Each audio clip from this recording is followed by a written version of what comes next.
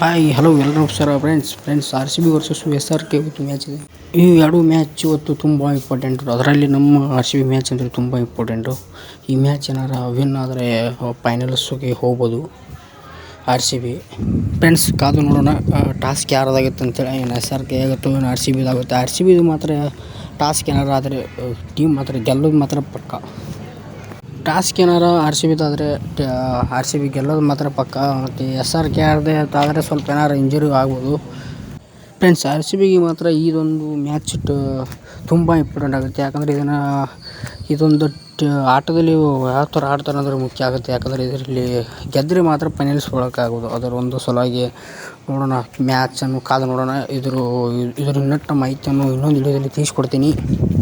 ಯಾವ ಪ್ಲೇಯರು ಯಾವ್ಯಾವ ಥರ ಆಟ ಆಡ್ತಾರೆ ಅಂಥೇಳಿ ಇದೊಂದು ಮ್ಯಾಚಲ್ಲಿ ಮುಂದಿನ ವಿಡಿಯೋದಲ್ಲಿ ಈ ಮ್ಯಾಚಿನ ಬಗ್ಗೆ ನಾನು ಸಂಪೂರ್ಣ ಮಾಹಿತಿಯನ್ನು ತಿಳಿಸ್ಕೊಡ್ತೀನಿ. ಅದಕ್ಕೆ ಮುಂಚೆ ಚಾನಲ್ಗೆ ನಾವು ಹೊಸಬರಾಗಿದ್ದರೆ ನಾನು ಚಾನಲ್ ಸಬ್ಸ್ಕ್ರೈಬ್ ಮಾಡ್ಕೊಳ್ಳಿ.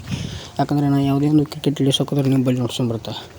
ಫ್ರೆಂಡ್ಸ್ ಟಾಸ್ಕಲ್ಲಿ ನೋಡೋಣ, ಇವತ್ತು ಮ್ಯಾಚ್ ಇದೆ, ನೋಡೋಣ ಏನಾಗುತ್ತೆ ಅಂಥೇಳಿ.